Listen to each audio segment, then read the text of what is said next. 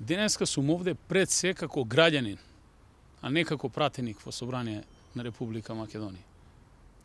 Да кажам јасно и гласно пред целата македонска јавност дека во Република Македонија партизираното МВР те тужи и истото те суди.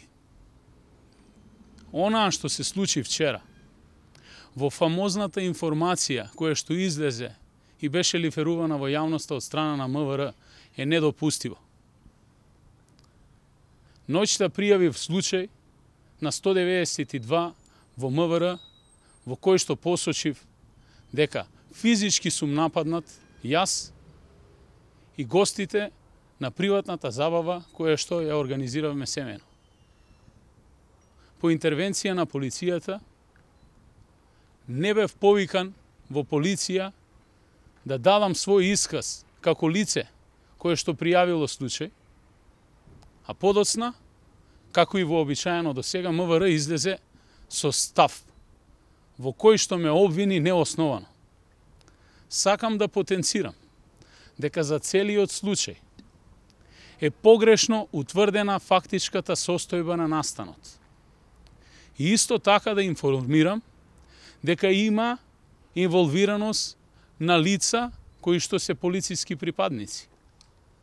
Воедно, повеќе од евидентна е партиската и полициската солидарност со насилниците. Затоа денеска дојдов овде во МВР во Скопје, во Оделението за внатрешна контрола и професионални стандарди, да ја најавам мојата пријава која што ќе следува во текот на денот и сите мои приговори по однос на настанот кој што се случи. Недозволиво е во една демократска држава да настан кој што е пријавен од лица кои што се физички нападнати не биде воопшто евидентиран во полициската евиденција на полициска станица на Куманово. Уште полошо е што дел од напаѓачите и насилниците, со исклучок на поединци кои што беа присутни таму, кои што физички ме нападнаа мене и членовите на моето семејство, беа во видно алкохолизирана состојба, а при тоа истите од страна на групата за интервенција не беа спроведени и не им е направено алкотестирање и друг вид на основни протести при постапување во ваква состојба од страна на полициски службеници. Почитувани, онаа што ми се случи на мене, верувам дека му се случувало на голем број на граѓани во нашата држава и најголем дел од нив молчеле. Сакам да најавам дека и како човек, но првенствено како граѓанин на оваа држава, ќе се заложам во целост за демонтирање на партискиот апарат кој што е инсталиран во Министерството за внатрешни работи, а исто така и во сите институции на системот со кои што владее начело со ВМРО ДПМН. Почитувани граѓани, оваа монтажа која што деновиве се случува е само уште едно сведоштво на овој диктаторски режим. Ги повикувам вистинските професионалци кои што верувам дека ги има во Министерството за внатрешни работи да ја извршат својата службена должност во целост. Не само во мојот случај, во случајот на сите граѓани и вистината да излезе на виделина. Недозволиво е во 21. век да се водиме по правилото кади ја те тужи, кади ја те суди. Ви благодарам. Повелете со прашање. Добро, вие го пријавите случајот, велите го немало во евиденција. Дадовте ли воопшто исказ? Бевте ли повикани? Потоа или сами отидовте? Дали воопшто дадовте исказ? Вчера во текот на денот очекував од страна на СВР Куманово да бидам повикан на распит и да дадам исказ по однос на пријавата која што уредно ја поднесовме вечерта кога се случи настанот.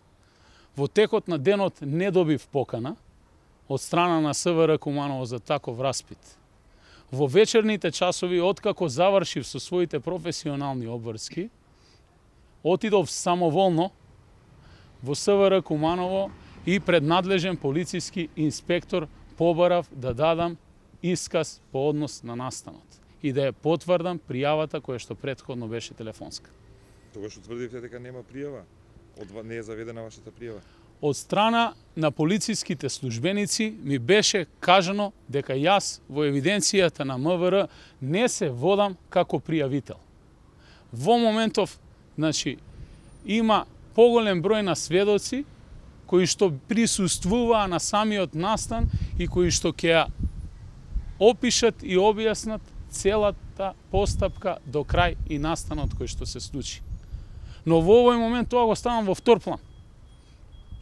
Овде денеска ние разговараме за основните човекови права и слободи. За онаа што значи слободна и легитимна постапка во делот на професионалното однесување на полициски службеници. Морам да потенцирам дека истите тие напаѓачи денеска носат униформа. Тоа е недозволиво. Во една демократска држава, каде што владее правото, првенствено таквите лица се сослушуваат и се преиспитуваат дали смеат повторно да ја вршат својата службена обврска. Можеби истите ќе го повторат истото дело.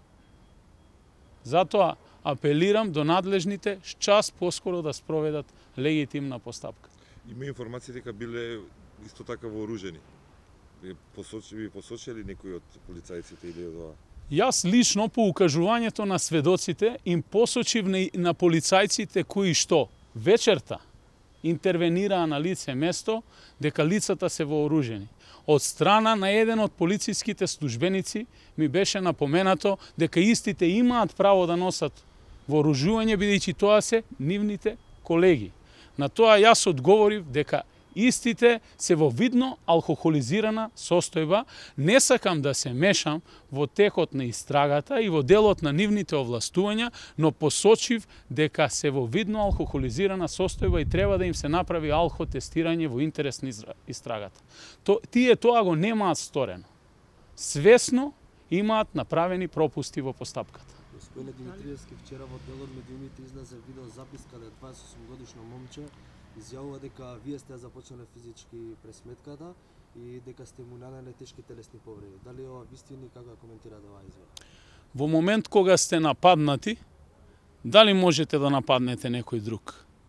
Јас седев на своето место, а од маса која што беше оддалечена најмалку 10 до 15 метри од мене, се стрчаа првично еден, потоа двајца луѓе, кон мене и ме нападна. Јас со нив немав никаков физички контакт. Значи од цело се демонтирате оваа изјава? Апсолутно.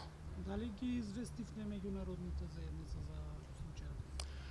Јас ги известив легитимните државни органи и како што вчера посочив на мојата изјава,